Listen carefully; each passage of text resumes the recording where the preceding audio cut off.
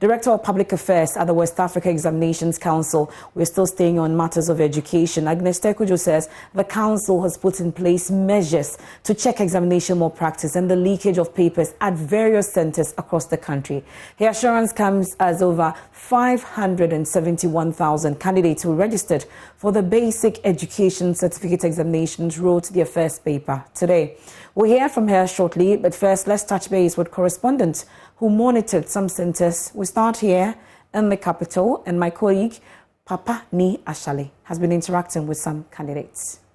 Over 571,000 students are sitting for the 2021 Basic Education Certificate Examination, BECE.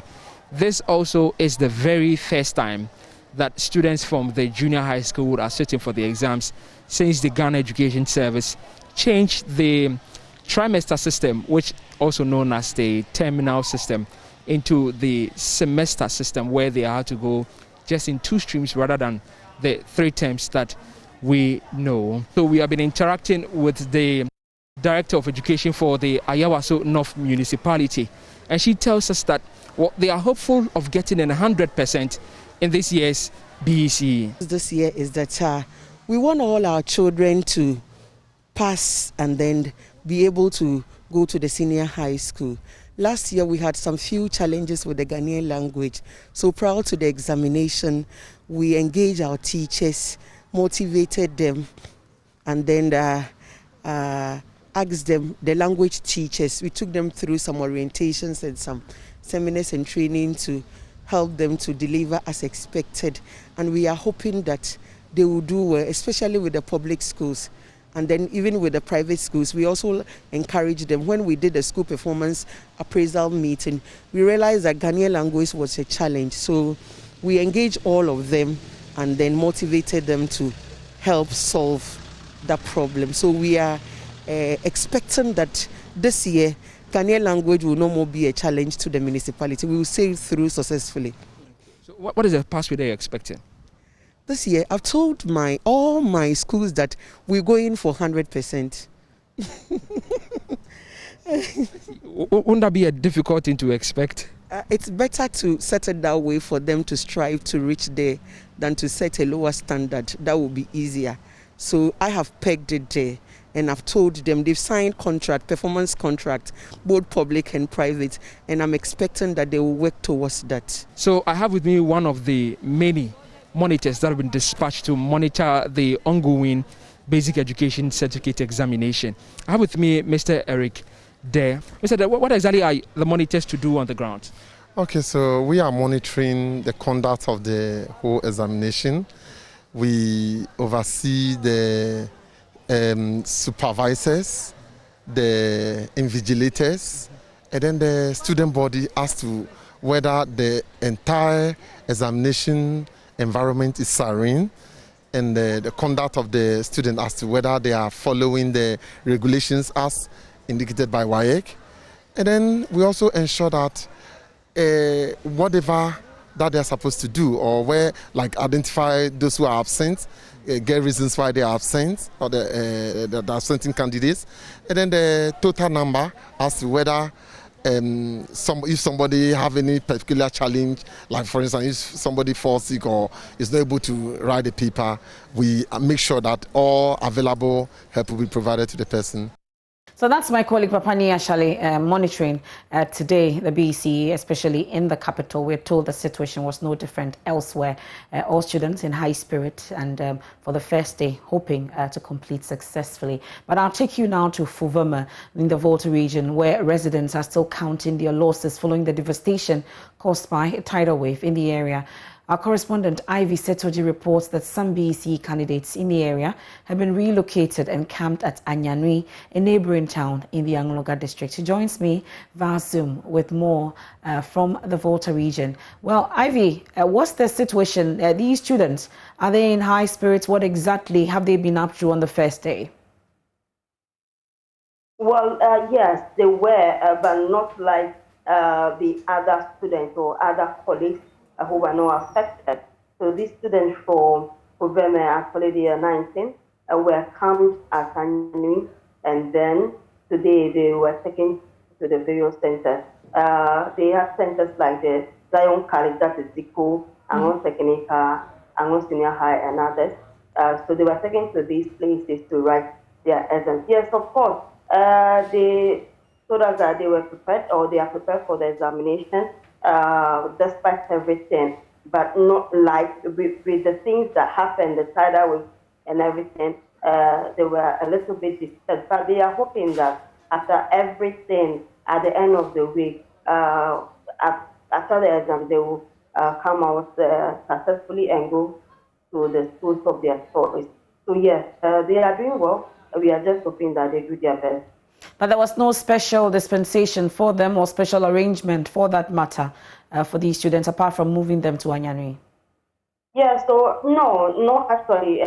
They were moved to Anyani and were taking very good care of, because some of these students are from very poor homes, and so they have been taking good care of their food, their water, everything provided by the Angogandi DCE and some other people, the MP as well, and some other individuals who decided to help these young people so that they can have that peace of mind.